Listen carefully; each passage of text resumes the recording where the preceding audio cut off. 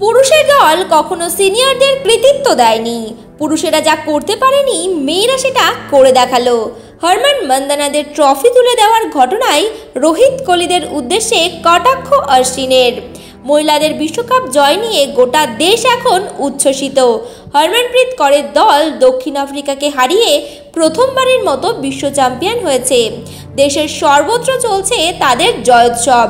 কিন্তু রবিচন্দ্রন অশ্বিনের নজর গিয়েছে অন্যদিকে, যেখানে তিনি খুঁজে পেয়েছেন এক অন্যরকম দৃষ্টান্ত। বিশ্বকাপ জয়ের পর হরমনপ্রীত কৌর ও তার সতীর্থরা মাঠে উপস্থিত প্রাক্তন ক্রিকেটার ঝুলন গোস্বামী, মিতালি রাজ এবং অঞ্জুম চোপড়াকে ডেকে হাতে ট্রফি তুলে দেন। তাদের এই উদ্যোগ দেখে আপ্লুত হয়েছিলেন গোটা দেশ। এবার সেই কাজের প্রশংসা করলেন অশ্বিন।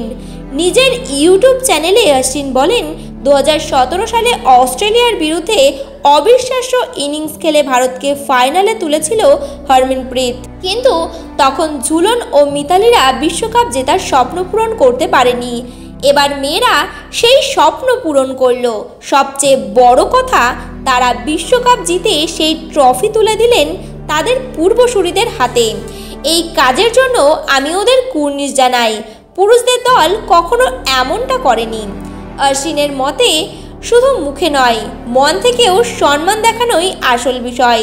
তার কথায় অনেকের সাক্ষাৎকারে বা ক্যামেরার সামনে বলেন তারা সিনিয়রদের সম্মান করেন, কিন্তু বাস্তবে কতজন সত্যিই সেটা করেন? হরমনপ্রীতদের কাজ দেখিয়ে দিল তারা মন থেকে পূর্বসূরীদের সম্মান করেন। ক্রিকেট মহলের মতে তার মন্তব্যের লক্ষ্য হতে পারে ভারতের পুরুষ দলের তারকা অধিনায়করা, যেমন রোহিত শর্মা বা বিরাট কোহলি। ঝুলন বলেন, 2022 সালে আমি অবসর নেওয়ার পর হরমান আর স্মৃতি আমার ঘরে এসেছিল, বলেছিল 2025 সালে আমরা বিশ্বকাপ জিতব তোমার জন্য। ওরা সেই কথা রেখেছে, তাই নিজেকে ধরে রাখতে পারিনি। শুধু ঝুলনই নন, সেই রাতে হরমনপ্রীতদের আনন্দে যোগ দিয়েছিলেন ভারতের আরও দুই কিংবদন্তি মিতালি রাজ ও অঞ্জুম চোপড়া। তারাও ট্রফি হাতে তুলে ধরেন। তাদের চোখেও তখন আনন্দের অশ্রু। এই দৃশ্য সামাজিক মাধ্যমে ছড়িয়ে পড়তেই প্রশংসায় ভরে ওঠে দেশ বিদেশ।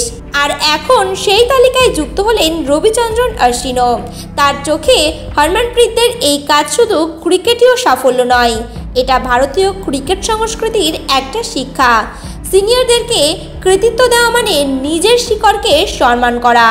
মেয়েরা সেটা করে দেখিয়েছে, যেখানে ছেলেদের দল বহু বছরেও পারেনি। এই মন্তব্যের পর থেকে আলোচনায় অশ্বিন। কেউ বলছেন তিনি সোজা কথা বলার সাহস দেখিয়েছেন, কেউ আবার মনে করছেন তার কথায় লুকিয়ে আছে পুরুষ দলের প্রতি আক্ষেপ। কিন্তু যাই হোক না কেন, হরমনপ্রীতদের এই আচরণ ভারতীয় ক্রিকেটের ইতিহাসে এক নতুন অধ্যায় লিখে দিয়েছে, যেখানে সাফল্যের মুকুটের সবচেয়ে উজ্জ্বল রত্ন হলো সম্মান।